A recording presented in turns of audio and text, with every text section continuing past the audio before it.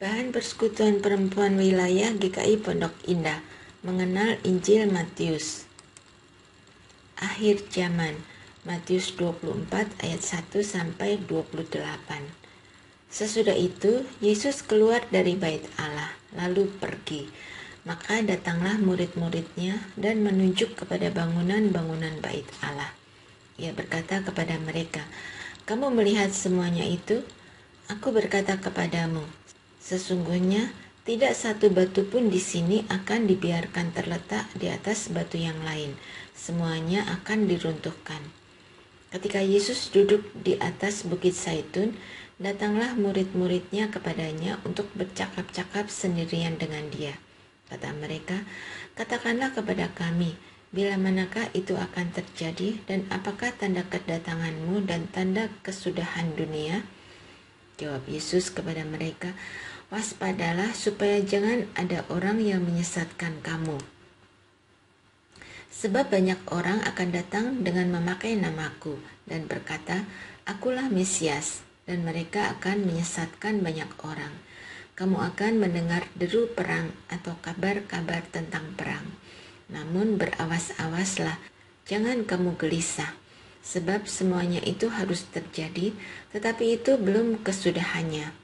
Sebab bangsa akan bangkit melawan bangsa, dan kerajaan melawan kerajaan. Akan ada kelaparan dan gempa bumi di berbagai tempat. Akan tetapi semuanya itu barulah permulaan penderitaan menjelang zaman baru. Pada waktu itu, kamu akan diserahkan supaya disiksa, dan kamu akan dibunuh dan akan dibenci semua bangsa oleh karena namaku. Dan banyak orang akan murtad dan mereka akan saling menyerahkan dan saling membenci. Banyak nabi palsu akan muncul dan menyesatkan banyak orang. Dan karena makin bertambahnya kedurhakaan, maka kasih kebanyakan orang akan menjadi dingin. Tetapi orang yang bertahan sampai pada kesudahannya akan selamat. Dan Injil Kerajaan ini akan diberitakan di seluruh dunia, menjadi kesaksian bagi semua bangsa. Sesudah itu barulah tiba kesudahannya. Jadi apabila kamu melihat pembinasa keji berdiri di tempat kudus, menurut firman yang disampaikan oleh Nabi Daniel, para pembaca hendaklah memperhatikannya. Maka orang-orang yang di Yudea haruslah melarikan diri ke pegunungan. Orang yang sedang di peranginan di atas rumah, janganlah ia turun untuk mengambil barang-barang dari rumahnya. Dan orang yang sedang di ladang, janganlah ia kembali untuk mengambil pakaiannya. Celakalah ibu-ibu yang sedang hamil atau yang menyusukan bayi pada masa itu. Berdoalah supaya waktu kamu melarikan diri, itu jangan jatuh pada musim dingin dan jangan pada hari Sabat. Sebab pada masa itu akan terjadi siksaan yang dahsyat seperti yang belum pernah terjadi sejak awal dunia sampai sekarang, dan yang tidak akan terjadi lagi. Dan sekiranya waktunya tidak dipersingkat, maka dari segala yang hidup tidak akan ada yang selamat.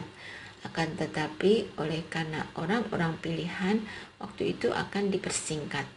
Pada waktu itu, jika orang berkata kepada kamu, "Lihat, Mesias ada di sini," atau "Mesias ada di sana," jangan kamu percaya.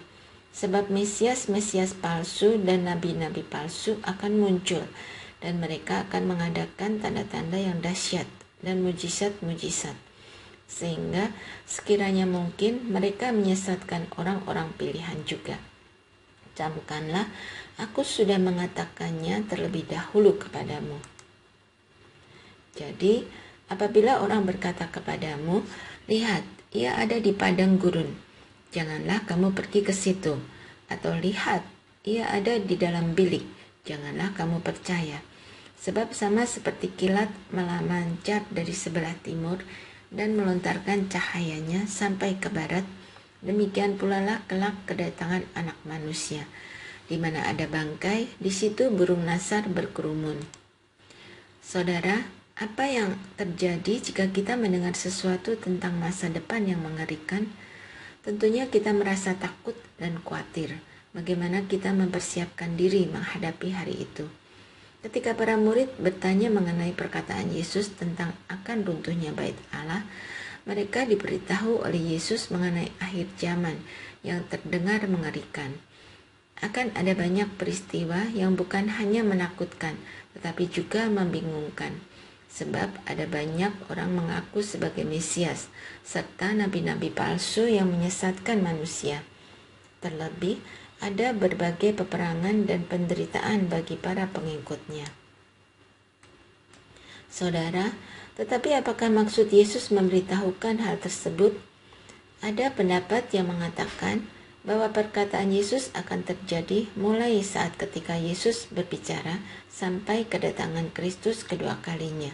Artinya, semua yang tertulis itu tidak mesti terjadi persis menjelang akhir zaman, tetapi bisa sepanjang hidup ini. Jika kita membaca perikop ini dalam konteks sekarang, kita sedang menghadapi kesulitan dan krisis. Perjumpaan kita dengan sesama dibatasi, bahkan beribadah di rumah masing-masing. Padahal di sisi lain, kita sedang menantikan kedatangan Tuhan Yesus. Apa yang harus kita lakukan? Inilah yang menjadi pesan utama Yesus pada para murid, juga pada kita saat ini. Menantikan kedatangan Yesus memerlukan sikap bersiap sedia, bahkan ketika mengalami kesulitan, krisis, maupun penderitaan. Bersiap sedia berarti sadar bahwa Tuhan bisa datang kapanpun.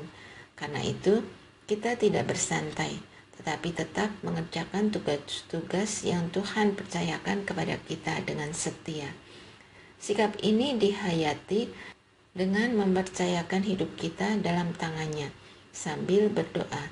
Ini bukan soal bentuk peristiwanya, namun soal bagaimana sikap kita dalam penantian.